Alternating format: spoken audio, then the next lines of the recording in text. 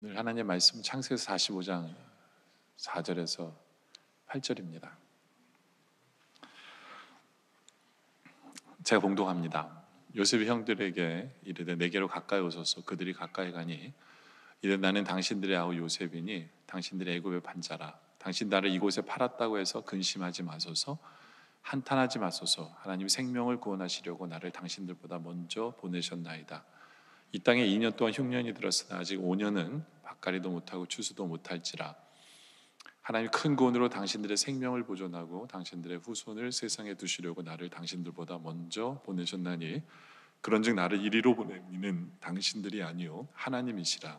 하나님이 나를 바로에게 아버지로 삼으시고 그 온 집의 주로 삼으시며 애굽 온 땅의 치리자로 삼으셨나이다. 아멘. 여러분의 기도 덕분에 잘 다녀왔습니다. 아프지 않고.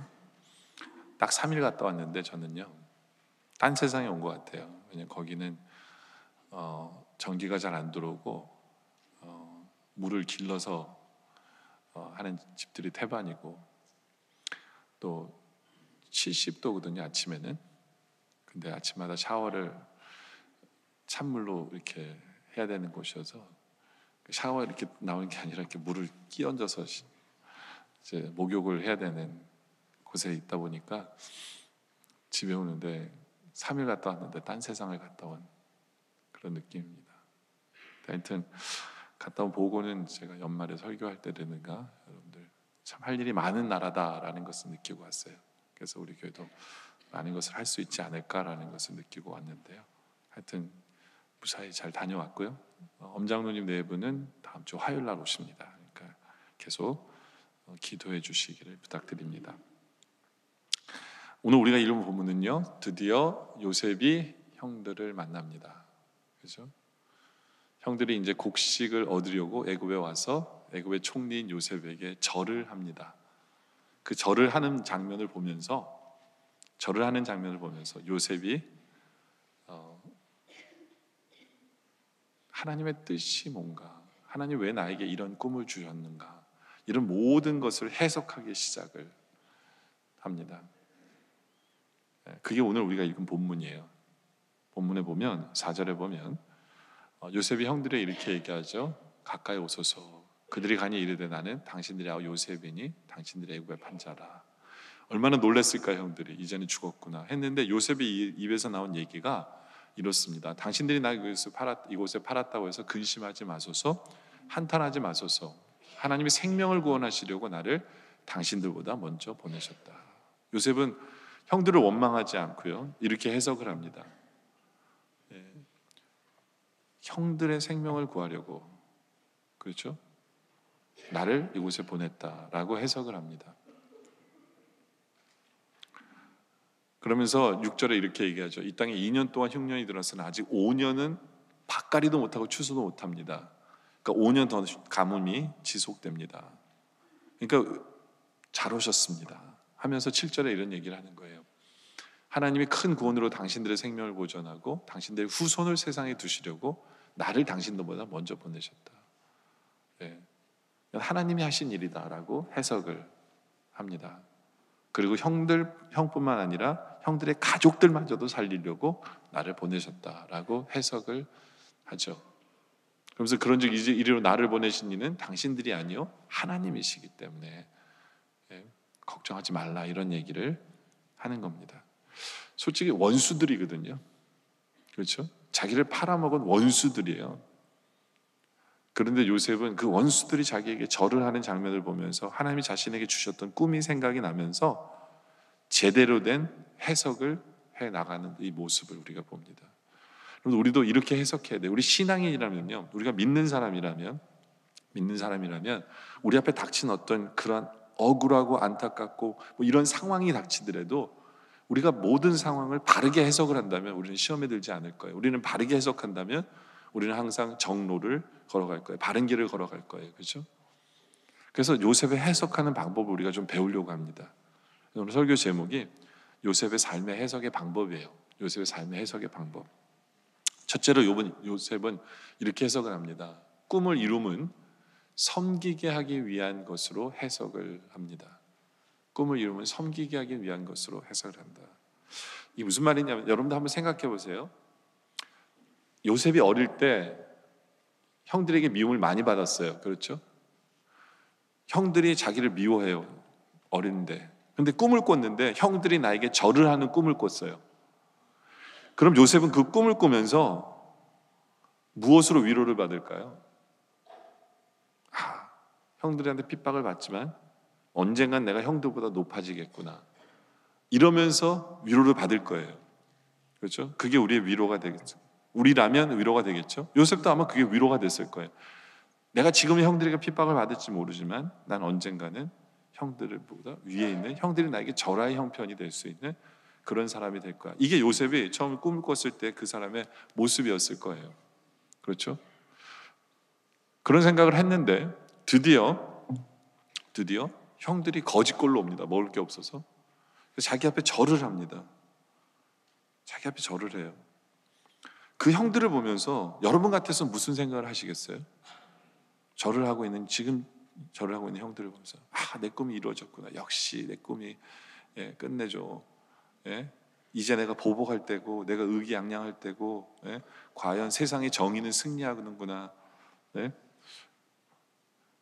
이렇게 생각을 했을까요? 여러분 같았으면 아마 만감이 교차할 거예요. 만감이. 근데 요셉이 자기 꿈에 대해서 형들이 절하는 걸 보면서 정말 바른 해석을 합니다. 바른 해석을. 여러분들 처음부터 형들한테 어릴 때 꿈 얘기를 했을 때 형들이 왜 미워했겠어요? 왜 요셉을 미워했겠습니까? 그 이유는 네가 나보다 더 높아져? 이것 때문에 형들이 미워한 거예요. 그렇죠? 형들도 요셉의 꿈의 얘기를 들으면서 누가 더 영광을 받고 누가 더 높아지는 꿈이구나를 생각했기 때문에 형들이 요셉을 미워했고 요셉도 그런 생각을 했기 때문에 미움을 받으면서도 그게 위로가 됐을 거예요. 그런데 형들이 절하는 걸 이렇게 보니까 무슨 생각이 드냐면 이 꿈이 나를 위한 게 아니었구나를 결론을 얻게 되는 거예요. 이게 내가 높아지는 꿈이 아니에요. 그 꿈의 결론은 내가 높아지는 게 아니라 이 꿈의 결론은 뭐냐면 나로 말미암아 우리 가족이 사는 꿈이에요. 나로 말미암아 우리 가족이 사는 꿈이에요. 그러니까 나의 모든 온갖 고생을 통해서 종이 팔리고 감옥에 가고 이런 모든 고생을 통해서 결국에는 우리 가족을 살리기 위해서 우리 형들의 가족을 살리기 위해서 하나님께 나에게 꿈을 주신 거고 하나님이 내 인생을 인도하신 거예요. 그렇죠? 한마디로 말하면 요셉이 총리가 된 것은 뭐냐? 형들의 가족을 섬기기 위해서 총리가 된 거예요. 형들의 가족을 살리기 위해서 총리가 된 거예요. 근데 그때는 몰랐어요. 어릴 때는 몰랐어요. 내가 높아지는구나. 내가 잘 나가는구나. 내가 성공하는구나. 이게 꿈인 줄 알았어요. 근데 꿈을 이루고 난 후에 보니까 이게 내가 누구를 살리기 위해서 내가 존재하는구나. 내가 누구를 섬기기 위해서 내가 존재하는구나. 이걸 깨달은 거예요. 여러분들 신앙인은요 이걸 깨달아야 돼요. 우리도 마찬가지예요. 몰라요. 여러분들 어떤 꿈을 갖고 있는지 모르는데 우리 자녀들을 한번 생각해 보세요. 자녀들에게 물어봐요. 넌 뭐가 되고 싶니? 뭐가 되고 싶니? 우리 막내는 의사가 되고 싶대요. 의사가 되고 싶대요. 왜 의사가 되고 싶은지 아세요? 돈 많이 버니까 의사가 되고 싶대요. 근데 만약에 걔가 그 꿈 때문에 의사가 돼서 의사가 됐다고 한번 생각해 보세요. 좋은 의사가 될까요? 좋은 의사가 될 수가 없어요. 아니 돈 벌기 위해서 의사가 되는 사람이 뭐 어떻게 좋은 의사가 될 수 있어요? 그렇잖아요. 이 꿈이라는 건요. 여러분들 의사가 되기 위해서 의대에 들어가잖아요. 그렇죠? 아마 의대 다닐 때가 사람들은 항상 그런 얘기해요. 의대 다닐 때가 제일 좋았다고. 의사가 되는 순간 안 좋아요. 변호사도 마찬가지예요. 예? 그 꿈을 꿀 때가 제일 좋아요. 근데 현실과 맞닥뜨리는 그 순간 그게 그렇게 좋을까? 신학생들도 마찬가지예요. 대부분 들어보면 신학교 다닐 때가 제일 좋았어요. 제일 영적으로 충만하고 제일 좋아요. 예? 왜냐면 꿈을 꾸면서 내가 이렇게도 하고 이렇게. 근데 현실과 딱 맞닥뜨리는 순간 뭐냐면 내가 생각하는 그 모양이 아니라, 예? 정말 내가 섬기기 위해서 그 꿈을 꿨어야만 되는 것을 딱 그래야만 이게 맞는 꿈이구나 알게 돼요. 의사도 그렇고 변호사도 그렇고 목사도 그렇고, 여러분들 돈 때문에 목사 되는 사람 좋은 목사 될까요? 좋은 목사 될 수가 없어요. 그게 꿈이라면 말이 안 되는 거예요. 항상 제대로 된 결론의 꿈을 이룬다는 건 뭐냐면, 내가 꿈을 이루는 게 뭐냐? 결국은 내가 섬기기 위해서 그것을 꿈을 꿔야 돼요. 그리고 꿈을 이루었을 때 그 행동이 섬김의 모습으로 드러날 때 그 꿈이 제대로 이루어진 모습이 되는 거예요.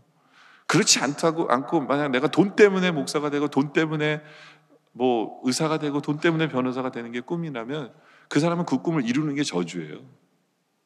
그건 저주예요. 하나님 보시기에. 이게 모든 게 마찬가지예요. 부부 사이에서도 마찬가지예요. 여러분들 결혼하면서 어떤 꿈을 꾸면서 꾸셨어요? 그 준마 칼럼이라는 게 있어요. 인터넷 보면 아줌마들이 칼럼을 쓴 건데요. 거기 보면 어떤 중년 여성이 글을 썼어요. 이분은 그 여자만 많은 집에 넷째 딸로 태어났어요. 그리고 다섯 번째가 아들이었어요. 그러니까 모든 그 초점이 누구한테 가냐면 아들한테 가잖아요. 그러니까 상처가 많아서 어떤 날 심통을 부리려고 옷장에 하루 온종일 숨어봤대요. 근데 문제는 자기가 없어진지도 모른대요. 예. 그러니까 관심도 받지 못하고 살아온 거예요. 근데 이 사람이 이제 숙녀로 자라면서 커가면서 이분의 꿈이 뭐냐면 백마탄 왕자를 만나서 결혼하는 게 꿈인 거예요. 나를 많이 사랑해주는 남편을 만나서 결혼하는 게 꿈이었어요. 그래서 연애하다가 어떤 남자를 만났는데 무뚝뚝하지만 듬직하고 성실한 남자를 만나서 꿈을 꾸면서 결혼을 했어요. 근데 결혼을 했는데 한 달도 안 돼서 이 사람이 백마탄 왕자가 아니라는 것은 확실히 정해진 거예요. 꿈이 여지없이 무너져 내렸죠. 근데 이분은 꿈을 진짜로 너무 세게 꿨는지 남편을 볼 때마다 한숨이 나오고 속이 타고 아픈 거예요. 그래서 어떤 날은 밤에 자려고 누우면 눈물이 이렇게 흐른대요. 근데 그 속도 모르는 남편은 등 돌린 채로 코 골면서 자고 있는 남편이 그렇게 미울 수가 없더래. 그렇게 미울 수가 없더래요. 그러다가 이제 아기를 낳았대요. 아기를 낳았는데 자기를 보면서 웃어주는 이 아기가 암만 해도 얘는 나만 사랑할 것 같다는 거예요. 예? 그래서 그 아이를 정성지극으로 다 키웠는데, 예? 커가면서 엄마보다는 컴퓨터를 더 좋아하는 이 아들을 만나면서 또 다른 허탈함과 우울감 속에 빠졌대요. 근데 어느 날 남편이 열심히 일하고 집에 들어와서 너무나 피곤한 상태에서 소파 위에서 이불 벌리고 자는 그 남편을 보면서 갑자기 그런 생각이 들더래요. 자기 몸도 가누지 못하는 그 나이 들어가는 그 남편을 보면서 무슨 생각이 드냐면, 내가 이 남자라도 없었으면 어떻게 살았을까, 이런 생각이 들더래요. 이 남자도 없었으면 무슨 생각이 들었을까. 그러다 보니까 갑자기 남편이 너무너무 불쌍하고 너무너무 소중해지더래요. 그래서 남편은 알지도 못하는데 그 앞에서 눈물을 쫙 흘리면서 그 남편을 보고 회개했다라는 그런 얘기가 있는데, 그 밑에 네티즌들이 그걸 읽고 이제야 철이 드는군요, 뭐 더 늦지 않아서 다행이군요, 뭐 온갖 얘기가 써 있는데, 마찬가지예요. 결혼도 마찬가지예요. 여러분들 결혼에 대해서 꿈을 꾸고 결혼하셨어요? 제대로 된 결혼에 대한 꿈은 뭐냐면, 내가 남편을 아내를 사랑하기 위한 꿈을 꾸셔야 돼요. 섬기기 위해서 결혼하면 성공합니다. 근데 사랑받기 위해서 결혼하면, 그 꿈을 안고 살면 여러분들 실패해요. 아플 수밖에 없어요. 우리가 꾸는 모든 꿈은요, 섬기기 위한 거예요. 그렇게 꿈을 꿔야 여러분들 제대로 인생을 해석하고 제대로 여러분들 설 수 있어요. 네. 그러니까 이건 모든 게 그래요. 의사도 그렇고, 뭐 닥터도, 그 변호사도 그렇고, 목사도 그렇고, 여러분들 어떤 일을 하든지 간에, 여러분들이 뭐 어떤 부부 결혼을 하든지 간에, 이 모든 꿈은 섬기기 위한 거예요. 그 결론을 내려야만 여러분들은 그 꿈을 제대로 실현할 수 있어요. 근데 요셉은 제대로 해석하기 시작한 거예요. 아, 나의 존재의 이유가 우리 식구를, 이 민족을, 애굽 사람들을, 애굽의 주위에 있는 사람들을 살리기 위해서 내가 존재하는구나. 예. 그러니까 이런 바른 그 깨달음이, 그 해석이 있을 때 드디어 바른 자리에 서게 되고, 그리고 제대로 된 기쁨과 보람을 느끼게 되는 거죠. 용서할 것은 용서하게 되는 거죠. 그게 바로 제대로 처리된 모습이죠. 그렇게 해석할 줄 아는 우리들이길 원합니다. 두 번째는요, 하나님의 섭리로 해석할 줄 알아요. 요셉은 5절과 7절에 보면 당신들이 나를 이곳에 팔았다고 해서 근심하지 마소서, 한탄하지 마소서 하면서 누구 얘기를 하냐면 하나님의 얘기를 합니다. 하나님이 생명을 구원하시려고 나를 당신들보다 먼저 보내셨다. 7절에 또 뭐라고 해요? 하나님이 큰 구원으로 당신의 생명을 보존하고 당신들의 후손을 세상에 두시려고 나를 당신들보다 먼저 보내셨다. 계속해서 주어가 뭐냐면 하나님이에요. 하나님이 하셨다. 하나님이 하셨다라는 거예요. 형들은 솔직히 요셉을 만나서 그냥 놀래기만 했어요. 우린 죽었구나. 네. 지금 하나님에 대한 얘기를 할 때가 아니에요. 이런 하고 있는 상황도 아니에요. 근데 요셉은 그 대화 속에 하나님이 하셨다라는 것을 강조해요. 하나님이 하셨다. 아무도 하나님에 대한 얘기를 꺼내지 않고 있는 상황 속에서 요셉이 먼저 하나님의 얘기를 꺼냅니다. 하나님의 얘기를. 왜 그래요? 이 상황은 하나님을 빼고서는 설명이 안 되는 상황이기 때문에 그래요. 하나님을 빼고서는 이해할 수 없는 상황이고, 네. 근데 여러분들 우리 인생도 마찬가지예요. 우리 인생도 하나님 빼고서는 설명이 안 되는 거 참 많지 않으세요? 그렇지 않아요? 하나님 빼고 설명이 안 되는 게 진짜 많아요. 저는 굉장히 신기한 게 뭐냐면 제가 미국에 살고 있는 게 너무너무 신기해요. 저는 우리 식구 중에 누가 영주권 있어가지고 온 사람이 아니거든요. 네? 근데 미국에 살고 있잖아요. 또 제가 미국에 와서 이렇게 목사가 될 거라고 상상을 해본 적이 없고 꿈에도 생각 못 했는데 목사로서 지금 있잖아요. 여러분들 앞에 설교하고 있잖아요. 이런 것들이 하나님 빼고서 설명이 안 돼요. 세상 사람들은 이 모든 걸 우연이라고 얘기를 하는데 그렇지 않잖아요. 우리 인생은요, 하나님을 넣고 해석을 하면 해석이 되기 시작하는 거예요. 그걸 하나님의 섭리라고 얘기해요. 하나님 섭리라고. 여러분들 우리한테는 이런 훈련이 진짜 필요해요. 모든 일들을 하나님을 넣고 해석을 하는 훈련이 필요해요. 하나님 섭리로 볼 수 있는 그런 모습이 필요하다는 거예요. 요즘 우리가 생명의 삶을 이렇게 묵상하고 있는데 진짜 왕들 다 후졌죠, 그렇죠? 근데 히스기야 왕은 참 괜찮은 왕이에요. 근데 히스기야 왕이 어떻게 참 괜찮은 왕이 될 수 있었을까라고 그 사람의 생각을 묵상해 보면 그 사람은 항상 하나님을 넣고 역사를 해석을 해요. 항상 하나님을 빼지 않고 하나님을 넣고 그 사건을 바라봐요. 그러다 보니까 좋은 왕이 될 수밖에 없는 거예요. 역대 29장 4절에 보면 제사장과 레위 사람들을 동쪽 광장에 모읍니다. 히스기야 왕이. 그리고 뭐라고 하냐면 그들에게 이르되 레위 사람들아 내 말을 들으라. 이제 너희는 성결하게 하고 또 너희 조상들의 하나님 여호와의 전을 성결하게 하여 그 더러운 것 성소에서 없애라. 왜냐하면 가만 하나님을 넣고 묵상해 보니까 우리 조상들이 하나님 앞에 범죄했기 때문에 우리 하나님 여호와 보시기에 악을 행했기 때문에 하나님을 버리고 얼굴로 여호와의 성소를 등지고 또 낭실문을 닫고 등불을 끄고 성소에서 분향하지 아니해서 다시 말해서 예배드리지 않았기 때문에 이스라엘 하나님께서 번제를 드리지 아니함으로 여호와께서 유다 예루살렘이 진노하시고 내버리사 두려움과 놀람과 비웃음이 되게 하셨다. 이건 하나님이 하신 거다라는 얘기예요. 그러니까 히스기야는 자기가 왕이 되기 전부터 왜 우리나라가 이 모양 이 꼴일까를 생각해 보니까 하나님을 넣고 보니까 대입을 해서 보니까 이거는 우리가 하나님 앞에 죄졌기 때문이고 하나님 앞에 예배하지 않았기 때문이다. 이런 결론을 얻게 된 거예요. 그러면서 종교 정책을 개혁을 이루어가는 거거든요. 왜요? 하나님을 넣고 보는 그런 훈련이 된 거예요.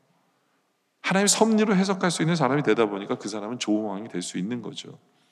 그렇죠? 근데 우리가 하나님을 넣고 해석할 때 조심은 해야 돼요. 조심은 해야 돼요. 만약에 우리 대화 속에요, 하나님을 잘못 넣으면 그걸 뭐라고 부르냐면 컨버세이션 스타퍼가 돼버려요. 이게 무슨 얘기냐면 대화를 끝내버리는 가장 빠른 방법이 하나님을 집어넣으면 대화가 끝나요. 할 말이 없어지게 만들어요. 예를 들면 이거예요. 부부가 싸우다가 갑자기 아내가 남편한테 성경에 보면 그리스도께서 교회를 사랑하신 것 같이 아내를 사랑으로 그랬어. 당신 지금 하는 행동이 그렇게 사랑하는 거야? 이 말 한마디면 할 말이 없어져요. 그래서 두 사람 다 신앙이라면 할 말이 없어져요. 그걸 뭐라고 얘기하냐면 컨버세이션 스타퍼라고 불러요. 할 말이 없어지게 만드는, 성경을 인용하면요 할 말이 없어져요. 그러니까 여러분들이 싸울 때 성경 인용하는 분들 있죠? 할 말 없게 만드는 거예요. 근데 그렇게 인용하면 안 돼요. 성경은 그렇게 인용하면 성취되는 게 하나도 없어요. 사람 열만 더 나게 하고, 그럼 너는 똑바로 사냐 하면서 또 성경 얘기하면서, 네? 이런 싸움밖에 안 돼요. 근데 요셉이 꺼낸 하나님은 자기를 낮추기 위해서 하나님에 대한 이야기를 하는 거예요. 자기가 용서했다는 얘기를 하기 위해서 하나님의 섭리를 얘기하는 거예요. 그렇게 써먹어야 돼요. 하나님을 대입하는 것은 내가 낮아지기 위해서예요. 내가 잘났기 때문이 아니에요. 내가 잘나서 이걸 총리가 됐어 형들, 이런 얘기 하려고 그러는 게 아니라, 내가 원하지도 않고 내가 계획하지도 않았는데 하나님의 지혜와 하나님의 능력으로 형들을 살리려고 하나님이 하신 거다 라고 표현할 때, 그때 거기에 은혜가 있고 거기에 용서가 있고 거기에는 변화가 있어요. 요셉은 그렇게 얘기하네요. 그러면서 형들에게, 형 염려하지 마세요, 걱정하지 마세요, 하나님이 우리 가문을 살리기 위해서 나를 보내셨어요 라는 거죠. 형들의 마음이 풀어지는 거예요. 그 말씀을 들으며, 하나님에 대한 얘기를 들으면서 풀어지는 거죠. 대화는 그렇게 해야 돼요. 그럴 때 거기에 참된 신앙의 모습이 나타나는 거거든요. 그렇죠? 그리고 그럴 때, 그렇게 하나님의 섭리를 해석할 때 뭐 딴 얘기가 필요가 없어져요. 하나님이 하신 거구나. 그러면 이미 용서된 거예요. 그거는 이미가 용서된 거고, 하나님이 하신 일인데 뭐 할 말이 없어지는 거죠. 그렇잖아요. 이 욥기를 보면요, 욥도 자기가 당하는 고통 앞에서 할 말이 참 많았어요. 그래서 말을 참 많이 해요. 그렇죠. 그래서 욥기서 42장 3절에 보면, 무지한 말로 이치를 가는 자가 누구니까 나는 깨닫지도 못한 일을 말하고 스스로 알 수 없는 일을 헤아리기도 어려운 일을 말한다. 이게 뭐냐면, 내 고통 속에서 할 말이 참 많았다는 거예요. 그리고 말을 쏟아냈어요. 근데 하나님을 듣고 하나님의 섭리를 이렇게 보니까, 5절에 내가 주께 대하여 귀로 듣기만 했었는데 이제는 눈으로 주를 보며 주님을 제대로 보다 보니까, 그러면 스스로 내가 스스로 거두어드리고 티끌과 제가함을 회개하나이다. 할 말이 없고 오히려 회개하게 되고 이해가 되는 거죠. 이게 하나님을 대입한 성도들의 모습이에요. 이 하나님의 섭리는 당할 때는 힘들고 어려울 수 있지만, 하나님을 넣고 하나님의 섭리로 그것을 바라보면 얻는 결론이 뭐냐면, 내가 생각한 것보다 더 많은 축복을 준비해 놓으신 하나님이고, 내가 계획했던 것보다 더 엄청난 일을 이루시는 하나님이라는 걸 보게 돼요. 그게 하나님을 넣고 제대로 보는 성도들의 모습이에요. 어느 한의사가 왕진을 갔는데요, 고쳐줬어요. 고쳐줬더니 이 사람이 주머니에서 요만한 비단 주머니를, 한의사 눈에 보기엔 굉장히 조그만 비단 주머니에 돈이 들었나 봐요. 그래서 이걸 여기 치료비로 쓰세요 라고 준 거예요. 그때 한의사가 갑자기 화를 내더니 그 환자한테 뭐라 그랬냐면, 제가 이거 공짜로 당신을 치료해 주러 온 게 아니라 열량은 내셔야 합니다. 열량 주세요 그런 거예요. 그랬더니 이 사람이 그 비단 주머니를 땅에서 이렇게 쏟았어요. 봤더니 50량이 들어있는 거예요. 그래서 열량이요? 그럼 열량만 가지세요. 그리고 끝나버린 거예요. 여러분들, 이게 똑같아요. 우리도 마찬가지예요. 하나님의 섭리는 우리가 상상할 수 없는 큰 것을 준비해 놓으세요. 네.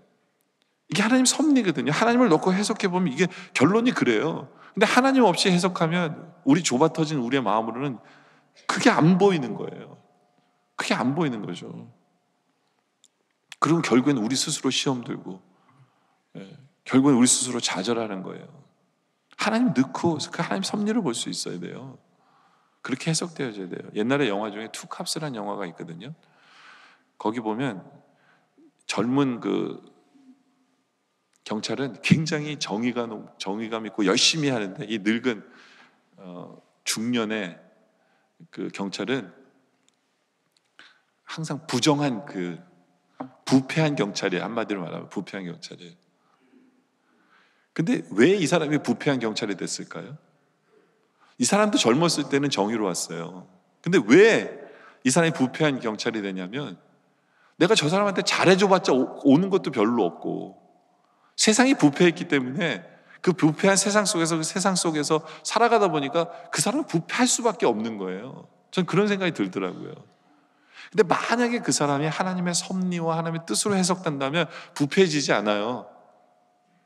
이 가운데서 하나님이 뭐가 원하시는 게 있고 섭리하는 거 있고 그걸 찾게 되면 부패해지지 않는데 그게 아니라 그냥 세상과 맞닥뜨리면서 내 생각으로 살다 보니까 세상이 부패하니까 내가 부패해질 수밖에 없는 거예요. 그게 현실이라는 거죠. 그게 세상이라는 거예요. 우리도 마찬가지예요. 우리 매일매일의 삶 속에서 하나님께서 행하시는 역사와 하나님의 섭리를 바라보면서 그것을 무엇이 옳은지를 보면서 판단해 나가면 우린 쓰러지거나 좌절하거나 엉뚱한 길로 가지 않아요. 그러나 그 아무런 생각 없이 우리가 세상을 그냥 맞닥뜨려 살잖아요. 그럼 세상은 부패하고요. 세상은 거짓말이 난무하고 세상은 자기 욕심을 위해서 사는 세상이기 때문에 결국엔 나도 어떤 모습이 되냐면 내 욕심만을 위해서 사는 사람, 그걸 위해서 거짓말도 서슴지 않은 사람, 남의 아픔도 그냥 아무렇지도 않게 느껴지는 그런 사람의 인생을 살게 되는 거예요. 항상 우리는 하나님을 놓고 해석을 할 수 있어야 돼요. 하나님의 섭리를 볼 수 있어야 돼요. 우리가 잘 아는 시편 1편 3절에 보면 이런 구절이 있어요. 그는 시냇가에 심은 나무인데 그 나무는 어떠냐면 철을 따라 열매를 맺어. 이게 굉장히 기막힌 내용이에요. 철을 따라 열매를 맺는다. 여러분들 여름에 나오는 열매가 있고 가을에 나오는 열매가 있고 이렇게 철을 따라 열매를 맺어야 이게 제대로 된 열매인데 우리 삶 속에 있어서요. 우리 삶 속에 있어서 하나님은 우리를 철을 따라 열매를 맺게 하시는 분이 맞아요. 철을 따라. 근데 많은 성도들은 1년에 열매 한 번 맺는 것만으로 생각을 한다라는 거예요. 그러니까 무슨 얘기냐면 한 번 열매를 따먹는 것이 최고의 목표예요. 그냥 그것만 그 열매만 바라보면서 우리는 인생을 살아가요. 근데 하나님은 그렇지 않다라는 거예요. 하나님은요, 그 한 번의 열매만 보시는 게 아니라 철을 따라 우리에게 열매를 주시는 그 전체를 보시면서 역사하시는 게 하나님의 섭리예요. 하나님의 역사라는 거죠. 그렇죠? 우리는 그렇게 우리의 인생을 볼 수 있고 해석할 수 있어야 돼요. 그렇게. 여러분들, 우리 그리스도인들이 할 수 없는 게 두 가지가 있어요. 그게 뭐냐면, 첫째는 뭐냐면 내 스스로 내 죄를 용서할 수가 없어요. 주님이 용서해 주셔야 돼요. 그렇죠? 내가 혼자 못해요. 또 다른 게 뭐냐면 내 인생을 내 스스로 내 지식으로 해석할 수가 없어요. 해서도 안 되고 그렇게 해석된 해석은 잘못된 해석이에요. 우리 인생은 항상 주님 안에서 해석이 돼야 돼요. 주님의 섭리로 해석이 돼야 돼요. 그럴 때 제대로 보는 인생이 되는 거거든요. 그럴 때 우리는 철을 따라 열매를 맺는 우리 인생을 보게 돼요. 철을 따라 열매를 맺는 인생을 보게 되는 거죠. 그렇죠? 근데 왜 우리는 하나님의 섭리로 우리 인생을 해석하지 못할까요? 그 이유가 뭐냐면 내 안에 나로 너무 가득 차 있기 때문에 그래요. 나로 너무 가득 차 있기 때문에. 여러분들, 요셉 같은 경우에 보면 어떻게 하나님의 섭리로 볼 수 있었는지 아세요? 지난주 설교 나왔잖아요. 설교할 때 므낫셋이 뭐예요? 잊어버렸기 때문에 그래요. 자기 생각을 비웠기 때문에 그래요. 만약에 비우지 않고 계속해서 형들이 너무너무 밉고 그 왼수들 이러면서 그걸로 가득 차 있다면 형들이 절할 때 이 섭리가 들어오질 않아요. 하나님을 해석이 안 돼요. 잊어버렸기 때문에, 비웠기 때문에 그 자리에 하나님 섭리가 들어오는 거예요. 이 비우는 영성을 우리가 정말 배워야 돼요. 그렇죠? 어떤 수도승이 어떤 사람을 상담하는데, 이 상담하는 사람이 무슨 얘기를 한참 하는데 이 수도승이 이 잔에다가 티 마시라고 티를 이렇게 붓는데요. 막 티가 막 넘쳐나는데도 끝없이 붓고 있더래요. 그러니까 상담하는 사람이 그 수도승한테 물어봤대요. 아니, 지금 차가 넘치는데 왜 계속 붓고 있냐고 그랬더니 이 수도승이 빙긋이 웃으면서 그런 얘기를 했대요. 이 찻잔이 당신의 머리 같다고. 당신의 머리로는 딴 생각으로 당신의 생각으로 가득 차 있기 때문에 내가 무슨 얘기를 하더라도 내 생각이 들어갈 자리가 없다라고. 그게 맞아요. 그게 맞는 얘기예요. 우리 마음속에 내 생각으로 가득 차 있잖아요. 안 들어가요. 여러분들, 사람과 사람이 만나서 대화하잖아요. 대화도 마찬가지예요. 어떤 사람 그러잖아요. 저 사람은 도무지 대화가 안 된다고. 왜 대화가 안 되는 줄 아세요? 그 사람 한국말 잘하거든요. 왜 대화가 자기 생각으로 가득 차 있기 때문에 대화가 안 되는 거예요. 자기 생각으로 가득 차 있기 때문에 내가 무슨 말을 하든지 간에 이 사람은요, 내가 이런 얘기 했다고 들었다는 거예요. 나는 그런 얘기 한 적도 없는데 이 사람은 자기 생각으로 내 얘기를 다 해석해가지고 그 얘기를 들었다 그러고, 그 대화가 안 되는 거예요. 오해밖에 쌓일 수가 없는 게, 왜냐하면 자기 생각으로 가득 차 있는 사람과 대화를 하면요, 이게 대화가 안 돼요. 대화가 안 돼요. 비울 수 있어야 돼요. 비울 수 있어야 돼요. 여러분들 부모와 자식 간의 대화도 마찬가지인 거 아세요? 여러분 대부분 부모와 자식 간의 대화는 누구 잘못인 줄 아세요? 부모들 잘못이에요. 왜냐하면 부모들은 자기가 더 오래 살았기 때문에 얘를 안다고 생각해요. 그래서 부모들은 늘 뭐라고 얘기하냐면요, 내가 네 마음 다 알아. 내가 속을 줄 알아? 네? 네? 난 안 속는다는 거예요. 내가 너처럼 다 커봤기 때문에 안 속아. 그러니까 난 너에서 다 아니까. 그러니까 자녀들이 무슨 얘기를 하더라도 여러분 먹히는 게 하나도 없는 거예요. 왜냐하면 여러분들 다 알고 여러분들 스스로 다 판단하고, 그러니까 속 터지는 건 자녀들밖에 없는 거예요. 그 대화가 안 되는 거예요. 결국은 자녀들이 여러분들 대화 안 해요. 친구 찾아가지. 왜냐하면 여러분들 생각으로 가득 차 있는 사람들한테 무슨 대화가 되겠어요? 그렇잖아요. 무슨 얘기를 하든지 간에 안 믿을 텐데. 예? 부모가 나쁜 짓 하면 할수록 했던 그 경험이 있는 사람들은요, 자기 애들 다 나쁘게만 보여요. 비울 수 있어야 돼요. 마이스터 에카르트라는 분은 이런 얘기를 해요. 진정한 영성이라는 건 비우는 거다. 그러니까 여러분들이 아무리 은혜 충만하고 뭐 능력 충만하고 뭐 화끈한 기적 충만이고 뭐 여러분들 뭔가 수많은 걸 경험해서 충만합니다만 너무 좋아하는데요, 아니라 그것도 비워야 될 필요가 있어요. 정말 비워야 돼요. 이게 가장 중요한 영성이에요. 내 생각, 내 방식, 내 경험, 내가 생각하는 것 다 비워야 돼요. 그래야 하나님 말씀이 들어와요. 그 자리에. 그래야 하나님의 뜻이 들어와요. 네. 여러분들 한문에 바른 정자라고 있죠. 바른 정자 이렇게. 그렇죠? 이 바른 정자가 두 단어가 합친 거예요. 일자, 이게 일이거든요. 그리고 밑에 이게 멈출 지자예요. 그러니까 정말 바른 건 뭔지 아세요? 여러분들이 바른 행동이나 바른 삶이 뭔지 아세요? 그 한 가지를 놓고 잠시 멈춰서 생각해야 돼요. 그게 바른 거예요. 우리 믿는 성도들은 정말 그래야 돼요. 어떤 한 가지 일을 보면서 잠시 멈춰서 하나님을 대입해 봐야 돼요. 하나님의 뜻과 하나님의 생각과 하나님의 역사를 생각해 봐야 돼요. 그게 신앙이에요. 그게 바른 거예요. 그럴 때 제대로 된 해석이 나오는 거죠. 그렇죠? 내 생각과 내 소원과 내 관심과 내 모든 조건을 내려놓고 하나님의 섭리 속에서 하나님을 대입해서 해석할 줄 아는 우리 되기를 원합니다. 세 번째는 형제의식으로 해석해야 돼요. 요셉은 정말 왼수 같은 형들이거든요. 왼수 같은 형들이에요. 근데 형들을 만났을 때 요셉이 이렇게 얘기해요. 4절에 보니까 요셉의 형들이 이르되 내게로 가까이 오소서. 그들이 가까이 가니 이르되 나는 당신들의 아우다 라고 얘기합니다. 아우 요셉이다.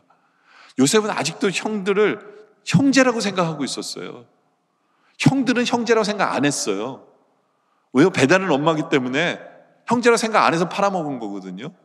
그렇잖아요. 근데 요셉은 아직도 형들을 형제라고 생각해서 아우라고 얘기해요. 내가 동생입니다. 형들의 동생이에요. 와, 우리 같으면 도저히 못할 얘기인데 아직도 요셉에게는 형제의식이 사로잡고 있어요.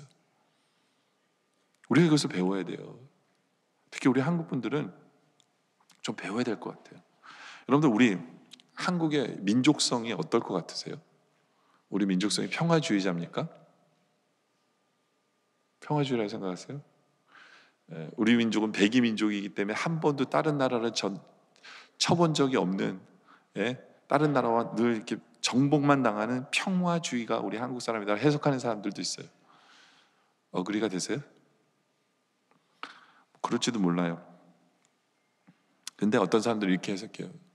이조 조선 한번 보라고. 그 당색으로 그렇게 수많은 사람을 죽이고 피를 흘리고, 그리고 지금도 세계에서 유일하게 분단 국가가 돼 있는 우리나라가 왜 그러냐는 거죠.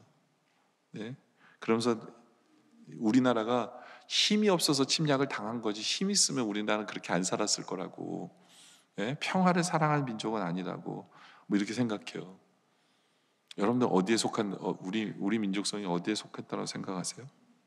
그래서 왜 우리나라가 이 모양 이 꼴이 됐냐면 좁아 터진 나라에 살다 보니까 그렇게 속이 좁아 터져가지고 예? 그 모양 그 꼴이다라고 해석을 하는 분들이 있어요. 그 좁아 터진 곳에서 원하지도 않는 스킨십을 이렇게 삶아떼고 살다 보니까 예?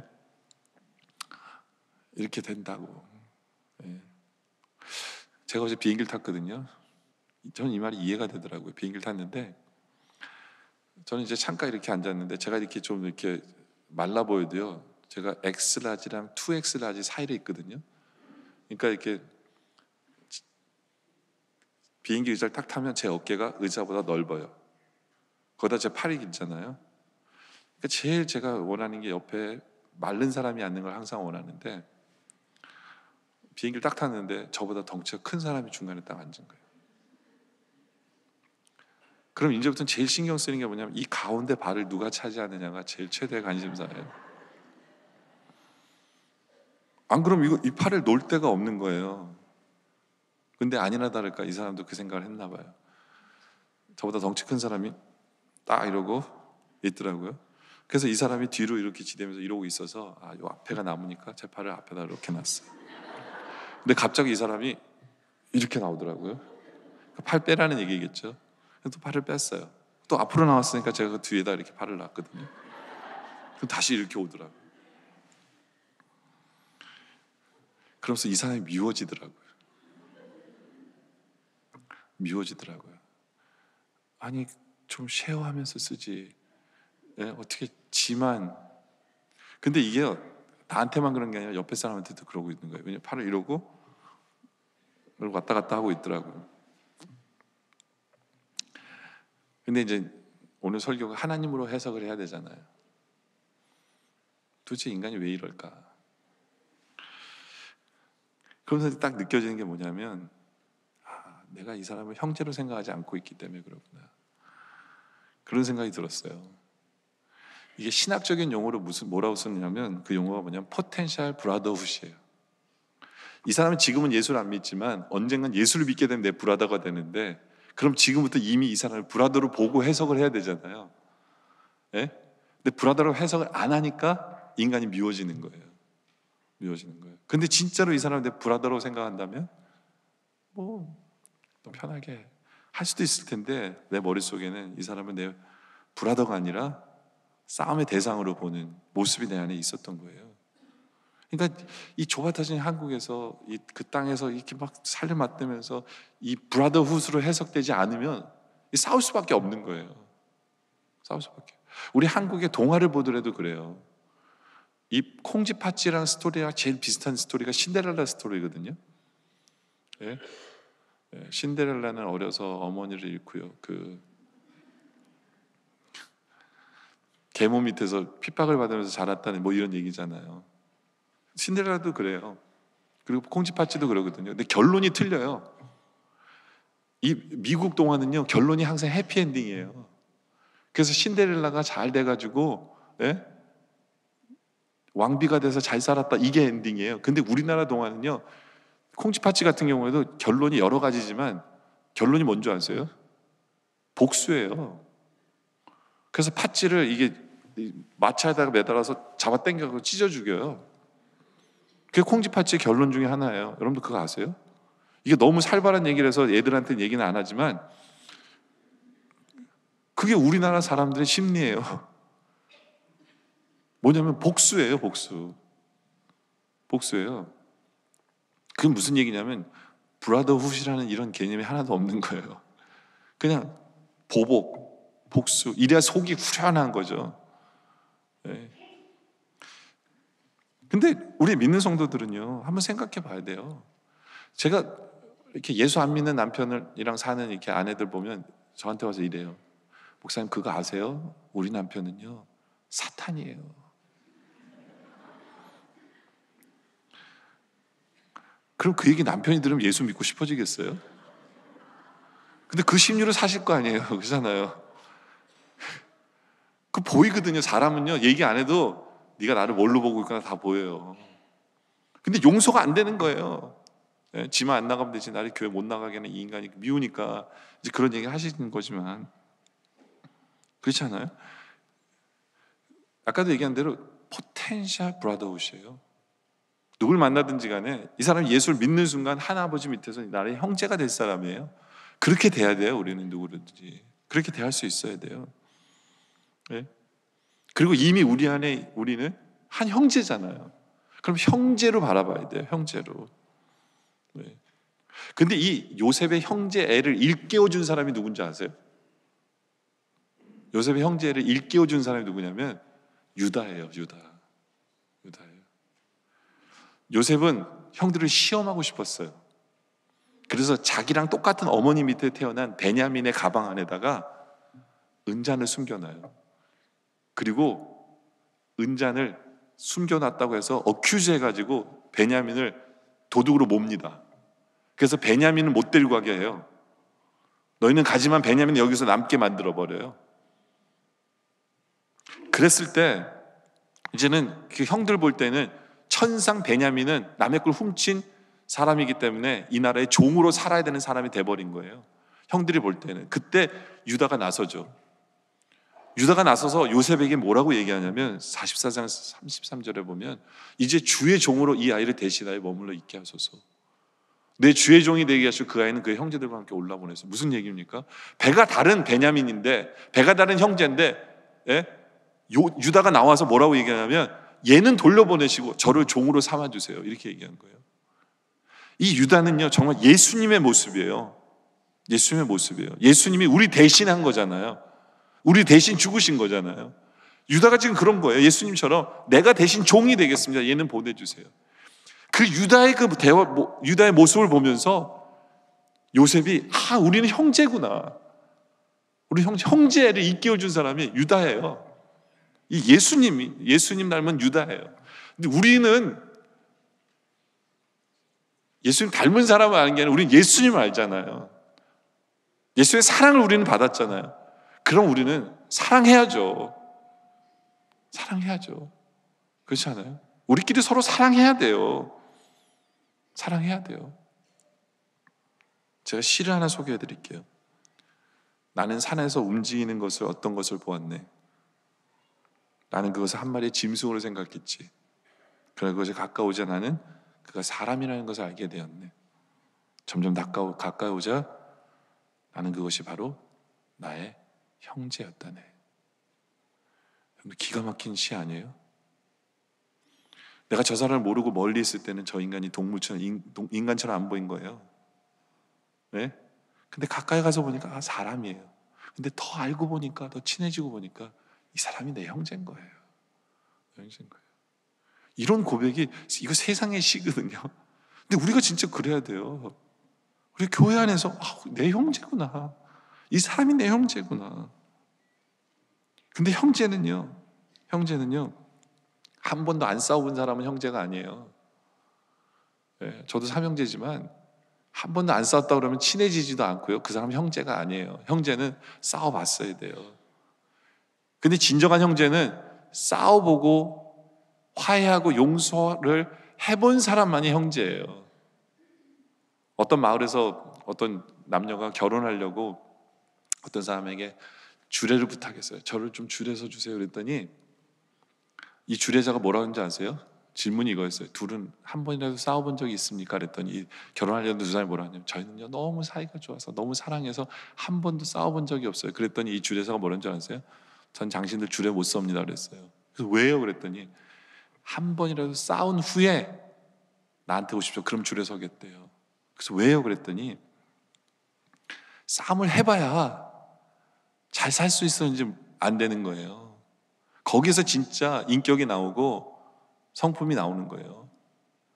싸움을 해봐야 미안합니다, 죄송합니다, 내 잘못입니다 이런 얘기를 할 수 있는 사람이랑 살아야지 결혼이 성립이 되는 거지. 그런 얘기를 못하는 사람, 한 번도 안 싸워본 사람이랑 결혼하면 오래 못 산다는 거예요. 맞아요. 여러분들 왜 사람이 안 싸우는 줄 아세요? 여러분 저는 왜 화 안 내는 줄 아세요? 저 왜 한 번도 안 싸워본 줄 아세요? 저는 풀 줄 모르기 때문에 안 싸우는 거예요. 예? 전 그래서 안 싸워요. 어떻게 풀어야 되는지 모르는 거예요. 그 관계가 너무 어색한데 어떻게 해결해야 되는지는 몰라요. 저는 우리 집에 삼형제인데 저는 제 동생들과 한 번도 안 싸워봤어요. 제 동생들과 안 친해요, 저. 둘이는 연년생에서 진짜 친한데 얼마 전에 저한테 연락 왔더라고요. 제 동생 전화번호를 좀 알아달래요. 그래요? 알려줬더니 저도 그거 갖고 있는데 전화가 안 돼요 그러더라고요. 알고 봤더니 전화번호가 바뀌었어요. 근데 몰랐어요. 여러분들 형제도 그렇고 부부도 그렇고요. 싸워본 후에 화해해야만 그게 형제고 부부예요. 그러니까 안 싸운다고 예? 좋은 게 아니에요, 여러분들. 그렇죠? 싸운 후에 그걸 풀 수 있는 관계가 돼야 진정한 형제고 진정한 부부가 돼요. 그러한 부부의 그러한 형제를 갖고 있는 우리들이기를 원합니다. 이제 말씀에 결론을 내리죠. 북한에서 나온 그 친구들이 만났대요. 근데 이 친구들이 다 잘 됐어요. 한 명은 총장이고 한 명은 교수고 한 명은 목사고 한 명은 박사였어요. 근데 이 사람들이 한참 얘기하다 보니까 결론이 뭐냐면 김일성 덕분에 우리가 이렇게 됐다는 거예요. 만약 김일성이 아니었으면 본인들은 그 농촌에서 농사 지으면서 살 텐데 김일성 때문에 남한에 내려와서 김일성 때문에 고생은 했지만 김일성 때문에 한 명은 총장이고 한 명은 목사고 한 명은 교수고 한 명은 박사가 되었다라고 하나같이 김일성 예찬론자가 돼 있더래요. 가만 들어보니까. 여러분들 물론 우리들은 김일성 때문이라고 얘기 안 해요. 모든 것이 합해서 선을 이루시는 하나님의 은혜 때문이라고 우리는 얘기해요. 그럼에도 불구하고 하나님의 섭리를 깨달으면 그 원수 같은 김일성도 우리는 용서할 수 있어요. 하나님의 섭리를 깨달으면. 그렇잖아요? 근데 만약에 그분들이 내려와서 돈 많이 버는 총장이 되려고 했다면 그 대학은요 문제 있는 대학이 돼요. 그렇잖아요? 그 목사가 돈 많이 버는 목사가 되려고 목사가 됐다면 그 교회는 어떻게 되겠습니까? 그렇잖아요. 교수도 그렇고 돈 많이 버는 교수 되려면 돈 먹는 교수밖에 더 돼요. 내가 왜 이 꿈을 꾸고 있는지를 알아야 돼요. 나로 말미암아 다른 사람이 복을 받고 다른 사람이 살기 위해서 다른 사람이 구원을 얻고 그런 꿈을 내가 저 사람을 섬기기 위해서 꿈을 꿔야 돼요. 섬기기 위해서. 그렇죠? 그리고 항상 내 삶에 되어지는 일 속에 하나님을 대입하고 하나님의 섭리로 해석을 하시기 바랍니다. 그리고 누구를 만나든지 간에 포텐셜 브라더스로 그리고 함께 간 성도들은 형제라는 그 마음으로 싸울 수도 있고 다툴 수도 있고 다를 수도 있지만 정말 형제가 되어줄 줄 아는 그러한 용기 있는 그러한 결단을 그렇게 사랑할 줄 아는 그래서 하나님께 칭찬받는 우리 모두가 되어주시기를 주님의 이름으로 축원합니다. 기도드리겠습니다. 아버지 하나님,